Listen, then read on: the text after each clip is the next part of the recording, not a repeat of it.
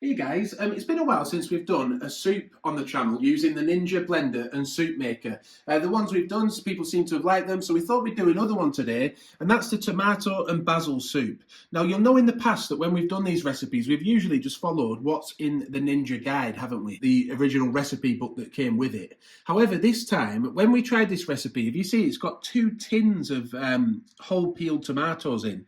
And it just didn't seem to have that fresh feel that you would want from a fresh soup that's being made at home. So we decided to change that recipe up. So I'm just going to throw that away for now. We're going to get rid of that one. And we made our own up. So our ingredients for this recipe, we've got 325 grams of baby plum tomatoes. We've got 500 grams of large vine tomatoes, a pack of basil. Now this, we'll use an appropriate amount, but we'll put that in at the end of the recipe, not at the beginning, because it can kind of dissolve as you're making the soup and the flavour can get lost a little bit. So we've read that that's better to go in at the end. Also, if you want to put any tips in the comments as we're making the recipe, if you can think of better ways to do things, please do. But we've tasted this soup and it really does taste nice and fresh to us. We've also got about 42 grams of butter, 2 large knobs of butter there, 3 cloves of garlic, 1 onion, which we will chop into quarters and then pop it in the machine, and that will do all the hard work for you. Don't forget, this is the Ninja blender and soup maker. Then we'll also want some pepper in there, some black pepper. Now, the original Ninja recipe said to salt and pepper to taste.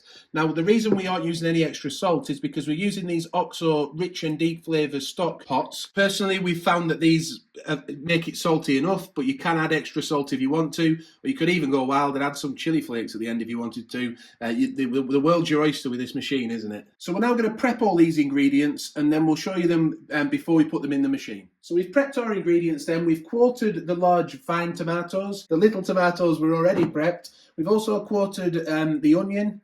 We've got our 3 cloves of garlic ready to go, and then our knobs of butter as well. We've also got water ready. Now we're going to pour it in about to the level of this 4-cup line. Once all the ingredients are in, the water goes in last with the stock pot. So we'll get on that and add our ingredients now. We'll turn the machine on. The basic process of what we're going to do, we're going to add some ingredients, we're going to chop them, then we're going to saute them, and then we're going to use the smooth soup feature for it to do all of the hard work for us. The machine, and then at the end, when we've added the basil, which we seem to have lost, we'll get that back again at the end. We'll pop some basil in, press the chop feature again just to mix all that in nicely, and then we'll be ready to go. So the first step then is to add in our onion, our garlic, our butter, and then pepper to taste. Don't forget, you can't take it out, but you can add more at the end, can't you? So maybe don't overdo it. So we then put the lid on, make sure it's all nice and secure. Also make sure it's secure on top as well, that lid. And then we're going to press the chop feature.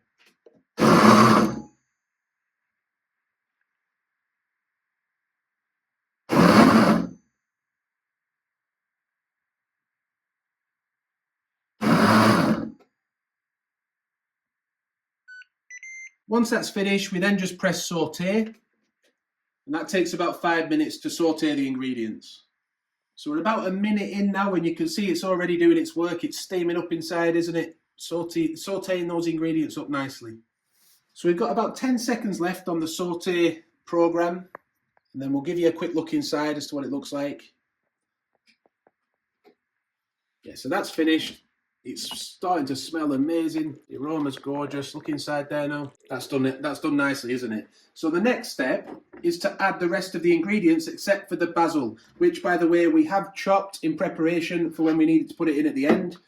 Also, if you do want to thicken up the recipe a little bit, you can add a potato. But yeah, let's add the rest of our ingredients. So all of these tomatoes go in, and then the smaller ones. Then we'll add our stock. Now, in the past, we have mixed the stock up outside of the soup maker. You don't really need to do that. You can just pop, because it does the job of making the soup for you, you can just pop the stock in there.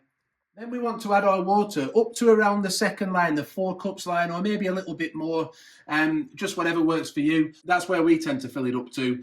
You can use hot or cold water. We used cold water the last time we made this soup, and it was absolutely boiling at the end. It does a really good job of heating the soup. This machine does not make cold soup. But yeah, let's pop our water in. Yeah, up until about that 4 cups line, maybe a little bit higher. Once you've done that, just put the lid back on. Make sure it's all nice and secure again, because there's going to be some spinning round going on with this smooth soup function now, isn't there? It really does whip it up fast. So make sure the top part is secure as well. We've got our basil ready for the end, but let's turn it back on, and we'll now press the smooth soup button. And we'll come back. We won't show you it for the whole 30 minutes. We can already hear it starting to heat it up. But we'll come back at various points through the process, show you how it all works along the way.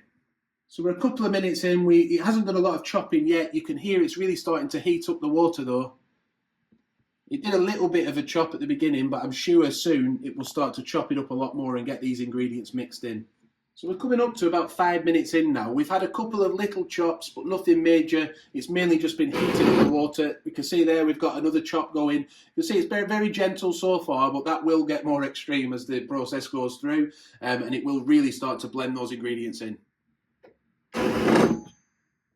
So we're about 10 minutes in. You can hear that really boiling away now, and you can see all those ingredients are mixing together nicely now, aren't they? Starting to look more like a soup. So we'll come back in about 10 minutes and see what it looks like then. So approaching 10 minutes now, we can see it's really bubbling up at the top, really boiling up now. They get very hot, these soups. It's a very good machine.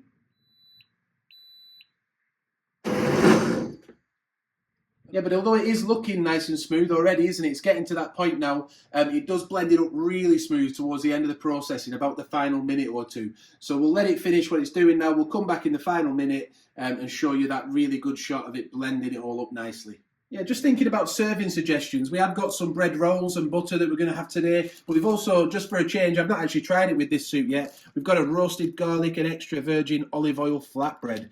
So we're going to get that cooked up now as well and try that with it. It's just, hopefully it'll just add something a bit different to it. So we've got just under 1:50 to go now. It's getting really hot, coming to the end of the process. Don't forget, we do still have to add the basil after. If you're enjoying the video, by the way, so far, please do give it a like. That really does help us out. Subscribe to the channel. And if you're just researching the machine, I will leave a link in the description as to where you can get it from. But it is getting ready now to do the final pulse cycle. And it should now blitz it.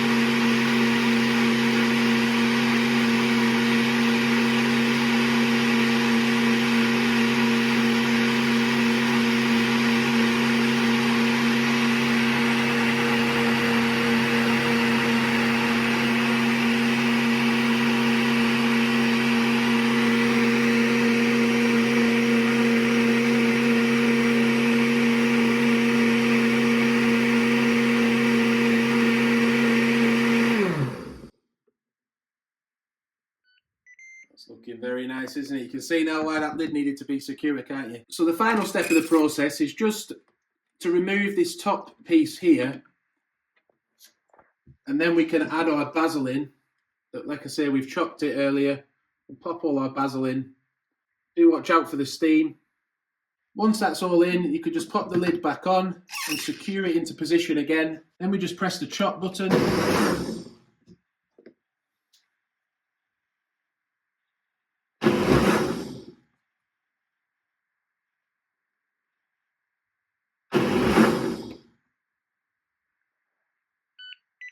And then we'll be ready to serve. So the reason we've got so much bread is because it serves four, doesn't it? But we'll pour it out now. You can have a look at what it looks like.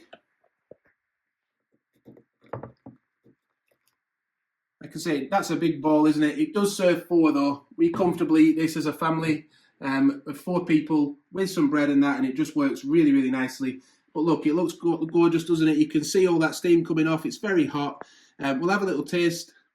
It will be hot though, so I will have to just blow it a little bit to cool it down.